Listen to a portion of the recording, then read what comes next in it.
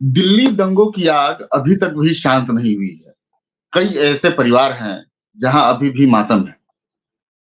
इसी तरह का मामला जो है उमर खालिद और शर्जील इमाम, दोनों ऐसे चेहरे हैं जो दिल्ली दंगों के आरोपी बनाए गए यूएपीए के तहत उनको जेल में डाला गया। तकरीबन 6 साल बाद भी उन्हें जमानत नहीं मिल पाई है, जिसको लेकर जो है कपिल सिब्बल ने अपना रोष प्रकट किया है और उनकी जमानत के लिए वो सुप्रीम कोर्ट गए हैं। आइए पूरा मामला जानते हैं कि किस तरह से इन 6 सालों में घटनाक्रम हुआ और दिल्ली दंगों को लेकर अभी तक कोई स्पष्ट सबूत या गवाह या ट्रायल चालू नहीं हो पाया है। इसके पीछे क्या कारण रहा है? हम जानते हैं जेपी सिंह साहब से, वरिष्ठ पत्रकार रहे हैं, कानूनविद हैं और इनसे जानते हैं कि पूरे मामले को वो किस तरह से देखते हैं। नमस्कार, मैं हूं अमर और आप देख रहे हैं अम्बेडकरनामा। हमारे चैनल को लाइक कीजिए, शेयर कीजिए, सब्सक्राइब कीजिए। नमस्कार सर। नमस्ते नमस्ते। जी। देखिए, अभी उमर खालिद की एप्लीकेशन दायर नहीं हुई है। शर्जील इमाम हुँ, की ओर से सुप्रीम कोर्ट में एप्लीकेशन दाखिल की गई है दिल्ली हाई कोर्ट के फैसले के खिलाफ, जिसमें हुँ, 2020 के दिल्ली दंगों के कथित साजिश मामले में उन्हें जमानत देने से इनकार कर दिया गया है। यह मामला यूएपीए गैर कानूनी गतिविधियां रोकथाम अधिनियम के तहत दर्ज है, जिसमें शर्जील इमाम सहित कई आरोपी दंगों के कथित मास्टरमाइंड बताए गए हैं। हुँ, सुप्रीम कोर्ट में यह याचिका अभी सुनवाई के लिए सूचीबद्ध नहीं की गई है। शर्जील इमाम को 2020 में गिरफ्तार किया गया हुँ, और ट्रायल कोर्ट द्वारा जमानत देने से इनकार कर दिए जाने के बाद उनकी बेल याचिका दिल्ली हाई कोर्ट में 3 साल से लंबित थी। अब हाई कोर्ट ने उनको जमानत देने से इनकार कर दिया है। शर्जील के वकील ने कहा कि इससे पहले 7 डिविजनल बेंचों के पास 65 बार सुनवाई के लिए केस सूचीबद्ध किया गया था, यानी जमानत के मामले में भी तारीख पे तारीख। दिल्ली हाई कोर्ट की जस्टिस नवीन चावला और जस्टिस शालिंदर कौर की खंडपीठ ने 2 सितंबर को इमाम उमर खालिद, मोहम्मद सलीम खान, सिफाउर रहमान, अतार खान, मिरान हैदर, अब्दुल खालिद, सैफी, गुलसिफा फातिमा और सादाब अहमद सहित 9 आरोपियों की जमानत याचिकाओं को खारिज कर दिया और एक अभियुक्त की याचिका आरोपी की दूसरे कोर्ट में लगी थी, वहां भी खारिज हो गई। तो लगभग 10 लोग खारिज हो गए। अदालत के हुँ, फैसले में कहा कि संविधान नागरिकों को शांतिपूर्ण प्रदर्शन और आंदोलन का अधिकार देता है, लेकिन यह अधिकार निरपेक्ष नहीं है। यदि प्रदर्शनों के नाम पर साजिशपूर्ण हिंसा की जाती है तो इसे बर्दाश्त नहीं किया जा सकता। जज साहब हुँ, लोगों को जमानत याचिका में ही साजिशपूर्ण हिंसा का जो है आभास जो है हो गया। हाई कोर्ट ने अपने डिटेल जजमेंट में साफ किया कि फरवरी के दिल्ली दंगों की घटना कोई सहज हिंसा नहीं है, बल्कि यह एक पूर्व नियोजित साजिश थी। अदालत ने कहा कि इमाम और उमर खालिद जैसे आरोपियों की भूमिका को हल्के में नहीं लिया जा सकता। अभियोजन पक्ष के अनुसार इमाम ने भड़काऊ भाषण दिए थे जो मुस्लिम समुदाय और बड़े पैमाने पर उकसाने वाले थे। अदालत ने अभी कहा कि समाज की सुरक्षा, पीड़ितों और उनके परिवारों के हितों को ध्यान में रखते हुए जमानत पर विचार किया जाना चाहिए। अदालत ने ट्रायल में देरी और जेल में बिताए गए समय को जमानत का आधार मानने से इनकार कर दिया। बेंच ने टिप्पणी की कि ट्रायल में देरी का आधार सभी मामलों में सार्वभौमिक रूप से लागू नहीं होता। जमानत का विवेकाधिकार प्रत्येक मामले में विशेष तथ्यों और परिस्थितियों पर निर्भर करता है। इसके अलावा अदालत ने आरोपियों जैसे देवांगना, कलिता, नताशा नरवाल और आसिफ इकबाल तनहा को पहले जमानत मिलने के आधार पर समानता की मांग को भी खारिज कर दिया। अदालत ने कहा कि इमाम और खालिद की भूमिका इन सह आरोपियों से अलग है, जैसा कि रिकॉर्ड पर ऊपर उपलब्ध सामग्री से लगता है। हमने बताया था ना कि एक अन्य बेंच ने एक अभियुक्त की आरोपी की याचिका खारिज कर दी, उसमें जो है वो तस्लीम अहमद की जमानत याचिका को खारिज कर दिया। ये सभी जी, याचिकाएं 2022 से 2024 के बीच दायर की गई थी और 9 जुलाई को फैसला सुरक्षित रखा गया था। दरअसल दिल्ली में जो 2020 में दंगा हुआ था, उत्तर पूर्वी दिल्ली में, उसने पूरे देश को हिला दिया था। नागरिकता संशोधन अधिनियम सीएए और राष्ट्रीय नागरिकता रजिस्टर एनआरसी के खिलाफ चल रहे विरोध प्रदर्शनों के दौरान हिंसा भड़क उठी थी। इन दंगों में 53 लोग मारे गए जबकि 700 से अधिक लोग घायल हुए थे। दिल्ली पुलिस के विशेष सेल ने एफआईआर दर्ज की, जिसमें आईपीसी की धाराओं के अलावा यूएपीए की धारा 13 के तहत आरोप लगाए गए हैं। इसमें आपराधिक साजिश, राजद्रोह, समूहों के बीच शत्रुता भड़काना, सार्वजनिक उपद्रव पैदा करने वाले बयान और देश की संप्रभुता, एकता और क्षेत्रीय अखंडता पर सवाल उठाने जैसे आरोप शामिल हैं। हिंसा का हुँ, उद्देश्य अभियोजन पक्ष के अनुसार धार्मिक आधार पर बांटना देश को और वैश्विक स्तर पर भारत को बदनाम करना। और तुषार मेहता यहाँ पर भी जो है हाजिर थे आपकी जमानत याचिका के मामले में। अब शरजील इमाम आईआईटी बॉम्बे के पूर्व छात्र और जेएनयू के पूर्व पीएचडी स्कॉलर हैं। इनको 28 जनवरी 2020 को बिहार के जहानाबाद से गिरफ्तार किया गया था। वह तब से तिहाड़ जेल में बंद है, यानी 5 साल से अधिक समय से न्यायिक हिरासत में है। इमाम ने सभी आरोपों से इनकार किया है और कहा कि उनके भाषणों या व्हाट्सएप चैट में कभी भी हिंसा की अपील नहीं की गई। उनके वकील ने तर्क दिया कि इमाम का दंगों के स्थान, समय या अन्य आरोपी उमर खालिद से कोई संबंध नहीं है। इसके बावजूद उनको जो है जमानत नहीं हुई। अब यह अपील केवल इमाम के लिए नहीं बल्कि पूरे मामले के अन्य आरोपियों के लिए भी अहम है, क्योंकि यूएपीए में आमतौर पर जमानत जल्दी नहीं मिलती। जेएनयू छात्र संघ यानी जेएनयू ने पहले उमर खालिद की जमानत रद्द होने के बाद मार्च निकाला था। कार्यकर्ता समूहों ने इसे राजनीतिक प्रतिशोध करार दिया था। सुप्रीम कोर्ट अब इस मामले में क्या फैसला लेता है, यह देखना काफी दिलचस्प होगा, खासकर जब यूएपीए जैसे कठोर कानूनों के तहत जमानत मिलना दुर्लभ होता है।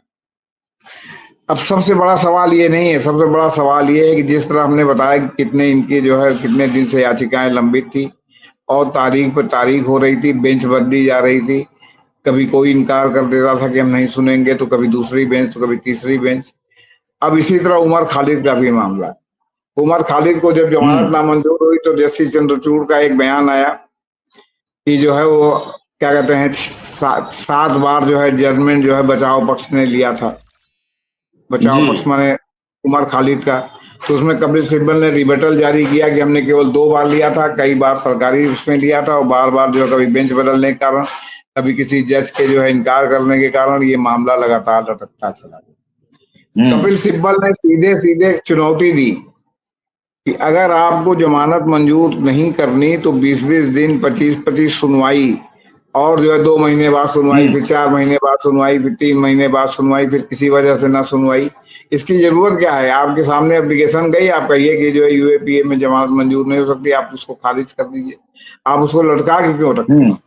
और जो ये तमाम जज बिल्कुल। जो है अपने को रेस्क्यू करते हैं, क्यों करते हैं? इसका भी एक कारण बताया जाना चाहिए कि आखिर इस मामले को आप क्यों नहीं सुनना चाहते। आपका कोई पर्सनल उसमें इन्वॉल्वमेंट है, या आप सरकार के माइट से, माने सरकार की सख्ती से और चीफ जस्टिस के कोप से बचना चाहते हैं? क्या मामला है? क्यों आखिर आप जो है मतलब अपने को रेस्क्यू करते, किस बात के लिए आप सुप्रीम कोर्ट के जज बने हैं? आजकल एक फैशन हो गया कि हर दूसरे तीसरे मामले में कोई ना कोई जज कहता है कि हम इस मामले को नहीं सुनेंगे। तो ये क्या मामला है? बिल्कुल। और मामला दरअसल जितना ज्यादा राजनीतिक होता जाता है, उतनी सुनवाई, उतनी ही उसमें जो है मतलब क्या कहते हैं सब दिक्कतें आने लगती हैं। अब आप समझिए कि कपिल सिब्बल ने कहा कि अदालतें सुनवाई टालकर मामले में देरी करती हैं जानबूझकर, और इस तरह संविधान के अनुच्छेद 21 जीवन और स्वतंत्रता के अधिकार का उल्लंघन कर रही हैं। सिब्बल ने यह भी कहा कि अगर कोर्ट सालों तक फैसला नहीं करता तो क्या इसकी जिम्मेदारी वकीलों की है?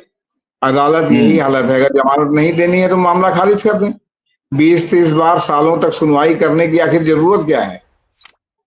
जब पहले से बिल्कुल। मालूम है कि आपका फैसला क्या होगा, तो ये जो है ईमानदार दिखने की नौटंकी की जरूरत क्या है? जो उन्होंने नहीं कहा वो मैं कह रहा हूँ।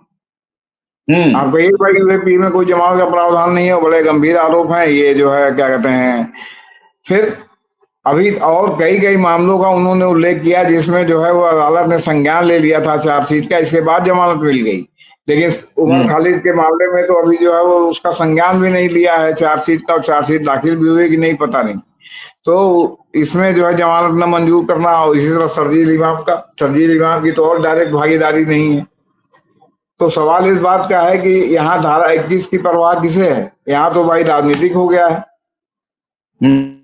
और इसीलिए जो है जुडिशरी में बड़े पैमाने पर सैफरान जजों की हाईकोर्टों में नियुक्ति हुई है, जो 2 बेंच 3 बेंच की जज के साथ अगर बैठेंगे तो कहीं ना कहीं जो है वो निर्णयों को प्रभावित करेंगे।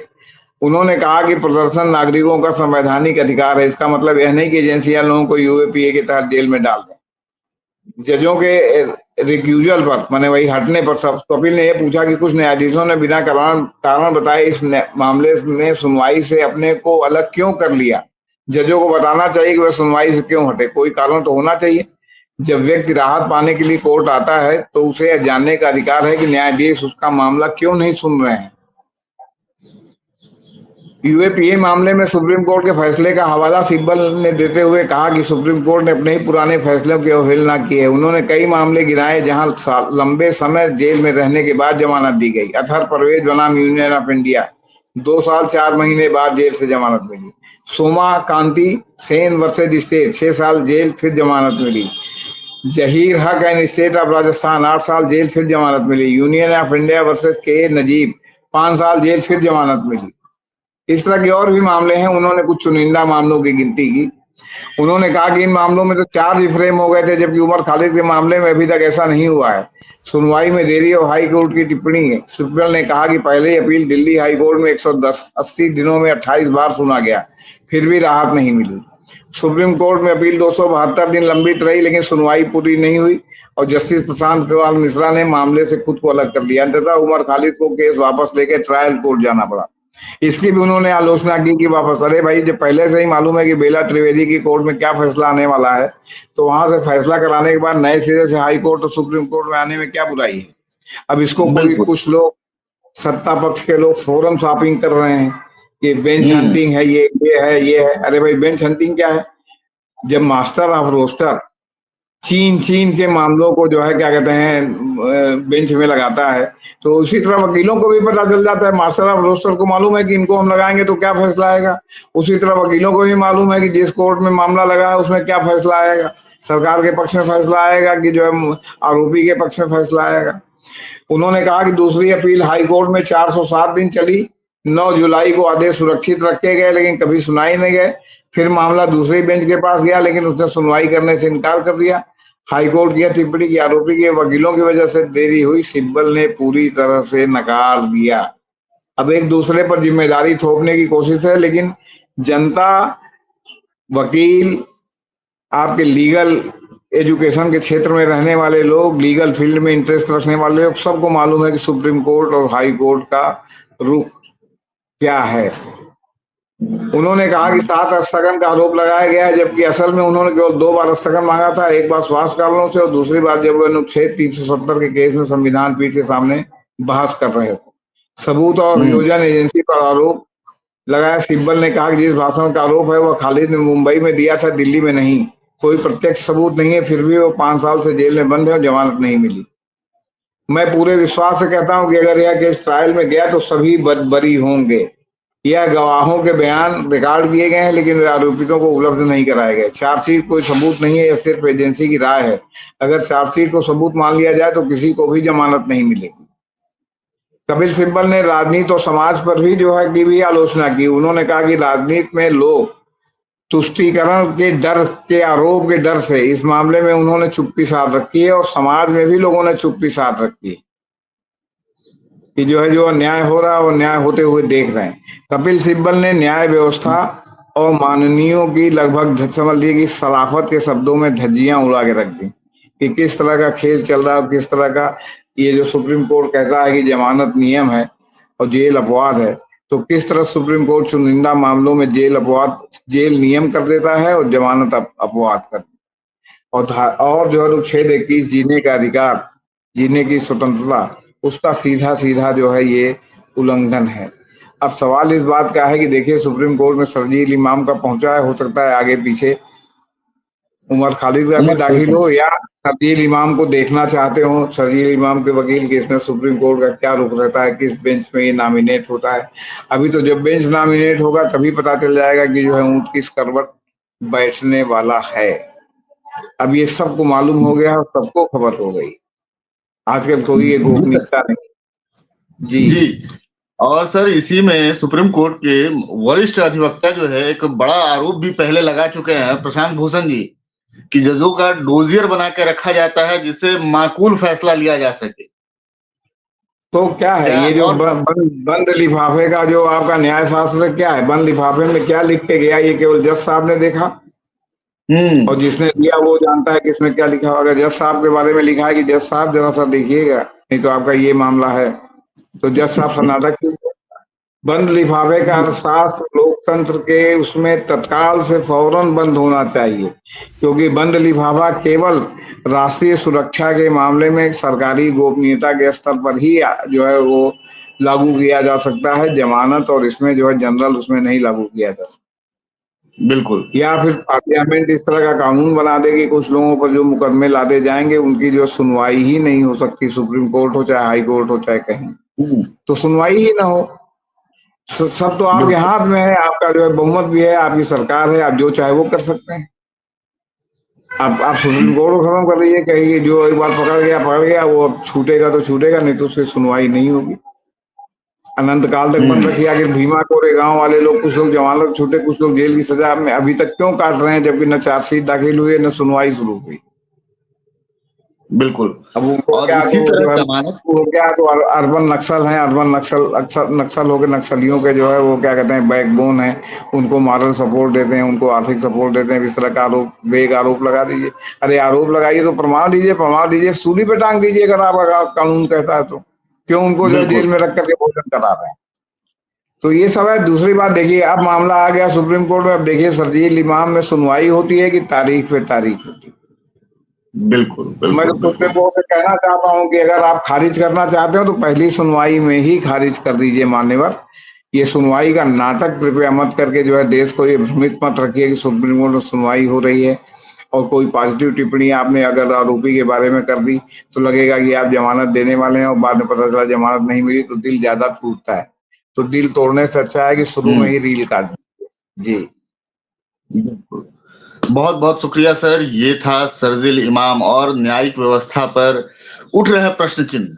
क्या न्यायपालिका दामिनी फ़िल्म का ये डायलॉग बड़ा चर्चित हुआ था, अदालतों से मिलती है तो तारीख पर तारीख, तारीख पर तारीख, तारीख पर तारीख, बशर्ते पीछे छूट जाता है न्याय।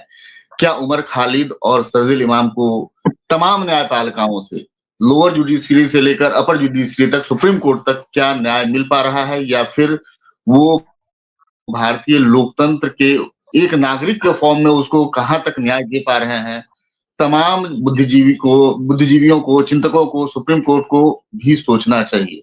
हमारे साथ बने रहिए, देखते रहिए अम्बेडकर नामा। हमारे चैनल को लाइक कीजिए, शेयर कीजिए, सब्सक्राइब कीजिए। बहुत-बहुत शुक्रिया सर।